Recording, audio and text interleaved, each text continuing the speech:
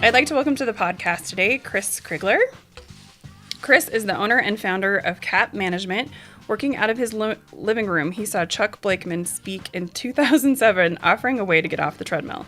Doing everything Crankset advised as part of the original's 3 to 5, he moved from a stage 2 to a stage 7 business in 7 years. He still has an active role at HOA Management and with Crankset and loves talking with other business owners on how to grow their businesses. Welcome. You. That's a great introduction. I wonder who wrote that. I don't know. This came from you. I love it. I'll give a little more information do that. of what an HOA management company does. That helps. So we are city planners, city managers, parking authority, dog police, and most of all, mediators. And bookkeepers. 60% of what we do is actually bookkeeping. So in terms of if you live in an HOA and you don't understand what we do, we take care of everything on the outside, nothing on the inside. So we'll take care of your roof, your sidewalk, your driveway, maybe sewer lines, grass, snow removal, but we're not going to take care of your kitchen sink. We're not going to take care of your toilet. And pools, right? There's pools. Pools. There are always pools. Some people have pools. Yeah, but if it's in your backyard, that's yours. But if it's a community center with a pool, they might have yoga, workout rooms. So some HOAs are like mini cities, and often we will have a number of employees in the concierge, in the cleaning, and then in the facilities maintenance. Wow. Okay. So my first question is always the same. What was your first job? My first job was, a newspaper boy. I love that. Like 8th grade. I think everybody had that. And they had this contest, sell so many subscriptions and you can win a trip to Denmark. And I'm like, well, that sounds like fun. So I just sold a bunch of subscriptions to the old ladies in my neighborhood and they loved it. And I got a free trip. That's awesome. And you were here, did you grow up here in Denver? Yeah, I grew up in Arvada. Oh, okay. So I'm local. Welcome to all of you who have moved to Denver in the last 10, 15 years. We love you. At least Thank you. 1.5 million of you. Thank you for boosting the economy. We really appreciate it. Yes. And Denver's a great place to live. I grew up in Golden. We enjoy you. So we know. So I was looking at LinkedIn, and your background is in consumer health initiatives and councils. So that was a part-time or, kind of volunteer work. Oh, okay. How did you get started in that? Like anything else in life, it just sort of happened. People just ask you to do stuff. I was at a fundraising event and I met the executive director of the Colorado Consumer Health Initiative, and their mission was to bring quality, affordable health care to all Coloradans. And so she asked me to join the board, and I was on the board for like 8 years. I was the treasurer, I was the chairman. The first step was, with the Affordable Care Act, everybody had to get insurance, so everybody is in the boat. And then, there were like 10 things that had to be covered, like ambulatory services, which didn't used to have to be covered, and maternity services, which used to be a pre-existing condition. And, they got rid of yearly caps, so you might have had a 1 million or 2 million yearly cap, and then if you had cancer or something, you blew through that in 6 months. And then they also used to have lifetime caps, where the insurance companies could kick you off if over 5 years you'd spent $1 million or $2 million, you were uninsurable. And so those things have changed, but it's not finished.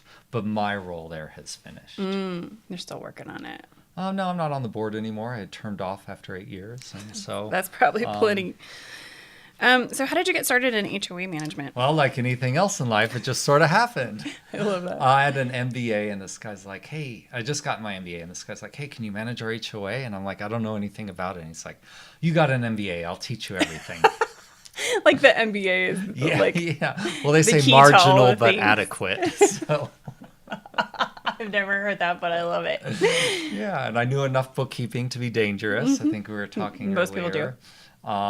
And, I was good at sales, and I liked people, and I was good at delegating and hiring people. And, we've been slow and steady, but the Crankset group, or 3 to 5, if any of you are not aware of it, helped immensely in putting together the processes, procedures, the building blocks to grow a business. That's really cool.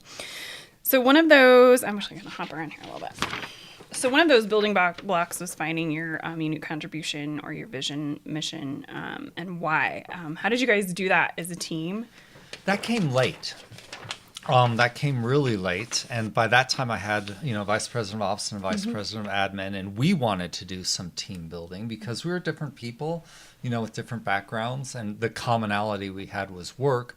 But we did a workshop on unique contribution, which kind of looked at character defects and your positive attributes. And so what I found is that I'm very much about the team. I love putting teams together. I look at my HOAs as part of my teams and the boards of directors and the homeowners there. Frank is all about innovation. So our industry is the last to innovate because we're small. Companies don't write software for management companies. And so, as recently as 3 or 4 years ago, we were taking paper checks all around town and thousands of paper checks. Now it's all done online and it's electronic funds transfer, but a lot of my competitors are still doing paper checks. We were looking at buying one management company that kept paper books written with ledgers. It's amazing. So there's a lot of room for innovation in our industry, and so we have innovated as much as possible.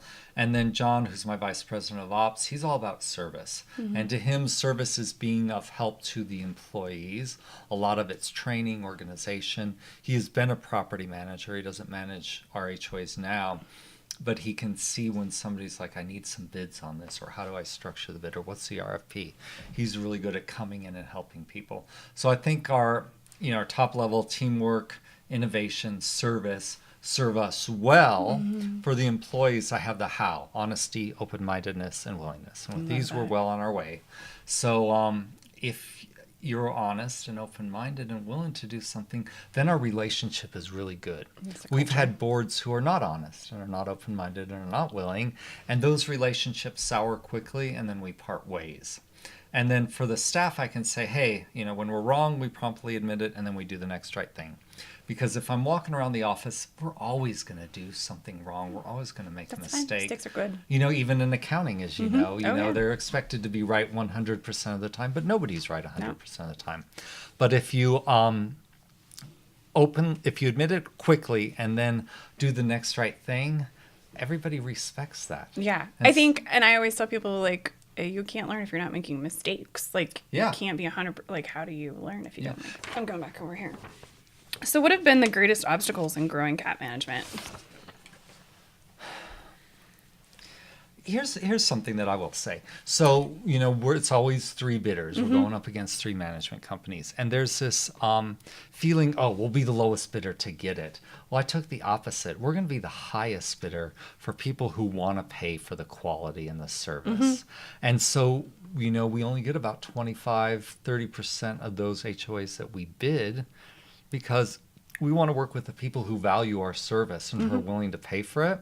And we'll let the bottom feeders go to the crappy management companies. Yeah, I send people to H&R Block all the time. Yeah. If you don't pay me, that's fine. Yeah. But so you're going to get what you pay for. And actually, quality is inexpensive. And I tell homeowners this, I tell my boards this, if you're going to do concrete, do it 4 inches in your driveway with rebar. That's quality, and it's inexpensive because it'll last you 40 years.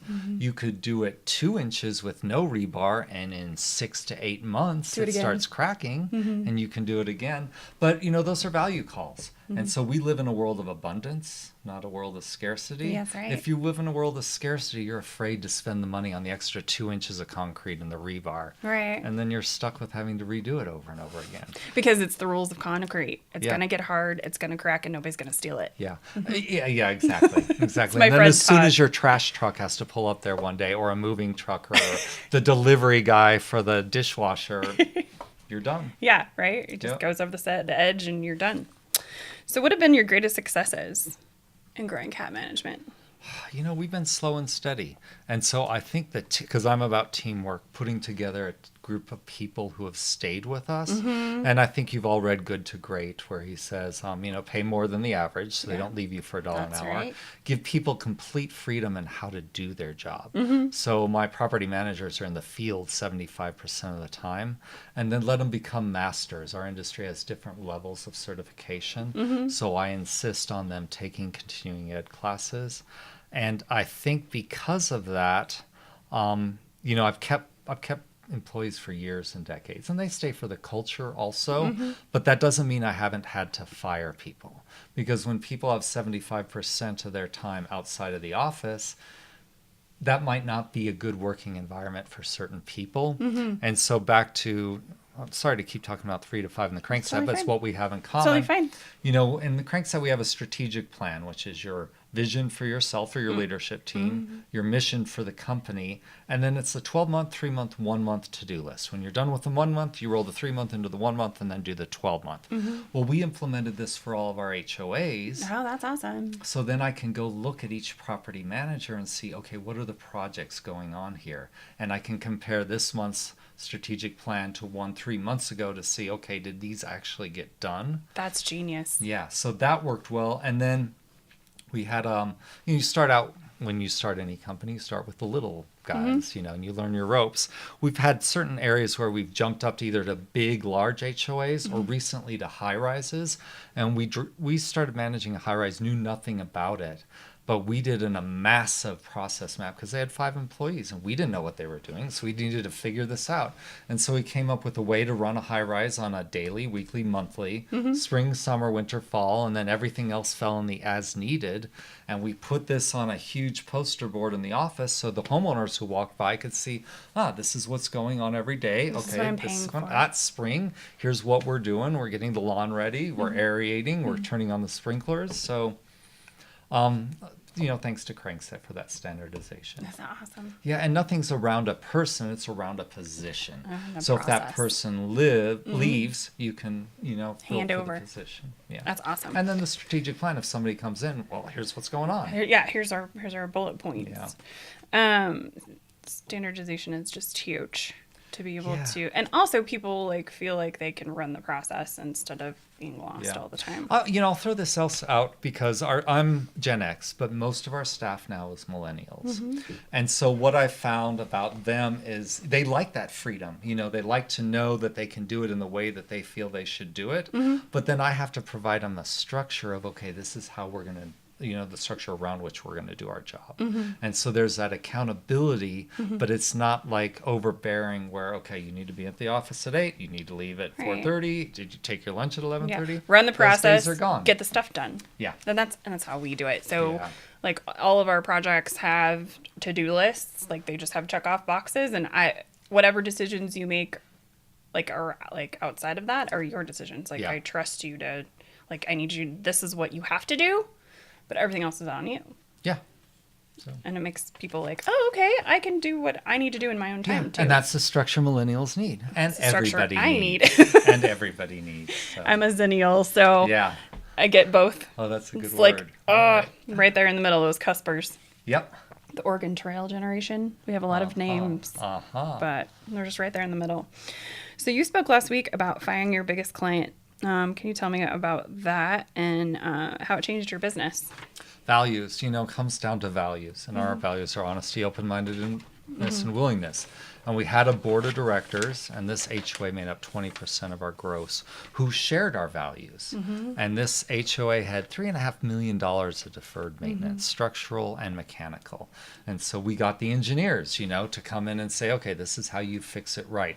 I'll give you an example. A high-rise HOA had 4 boilers. It only needed 1, but because they didn't hire the engineer last time, they stuck in 4. Those 4 ran nonstop, and they were at the end of their useful life and continually going down. Well, now we had the engineering drawings where we could replace it with 1 boiler that would run at the appropriate efficiency, that would have all the valves and gears that would keep it at peak optimization and decrease their energy bills. But the homeowners who simply, you know, they had, I would say, not an abundance, but a scarcity mindset. They're like, no, we can't afford to pay for this. You know, it was $3.5 million, which came down to about $15,000 a person, which came to about $75 a month over 15 years. Just weren't willing to make that investment in their community. And so we got a board that ordered the stop to all the projects. You know, we had to do an intervention with our team and the board because, you know, they didn't know how to manage people or lead people. They just knew how to give orders and follow people around. And finally, we said, these guys don't fit our values, but they're 20% of our income, and several people's jobs depend on this. And our fractional CFO said, you know, listen, trust that if you get rid of this client, you'll open up space to have clients who do fit your values. And so we gave them notice. And within a year, we had replaced that income. with clients who do share our values. It's much happier. And so I think every owner has worked with a client that is just awful because they don't share your values. And even if you haven't gone through the exercise of defining what your values are, you have values and you live by them, and you know them even if you haven't defined them, and you know when those are out of sync with the people that you're working with. That's very and it true. doesn't mean the other people's values are bad. They're It's just different. not, they don't align with yours, and so let them go find somebody who shares their values while you go find somebody who shares your values. Yeah, it's a better fit. A friend of mine said the other day, every no is a yes. So if you say no to something, you're saying yes to something else, Yeah, right? how true. Or how every true. yes is a no. Yep. Because you only have so much bandwidth. Yeah. So that's awesome. So what is the easiest way for people to find you? On the web, www.cap, that's Charlie Alpha Papa, management spelled out.com. I love it. All right. So my final question for you is, I'm actually just doing this one on the fly because we last minute did this podcast. I appreciate you coming. Happy to be here. What is the one thing that you would suggest any new business owner do to grow their business? Find a group of outside eyes. They can be, you start with your friends and your family, and that's who you talk to, but find a network of other people at the same level of business that you are, not in your same industry, although sometimes that can help, Works too. but somebody to shoot ideas off of. Because, saying, I don't know, can be really scary. Your spouse could leave you. Your employees could quit. But when you start a business, and even we've been in business 16 years now, there are a lot of times where I have to say, I don't know. And so you need to find a network of outside eyes who can tell you, oh, you don't know, in the similar situation, this is what I did. Or this is what I've seen other people Yeah. do. Or, oh, hey. Yeah. Because we don't know our blind spots too, I think, a lot of the time. Yeah, exactly. I love it. Well, thank you so much for coming. Well, thank you. That was quick and easy. I appreciate it.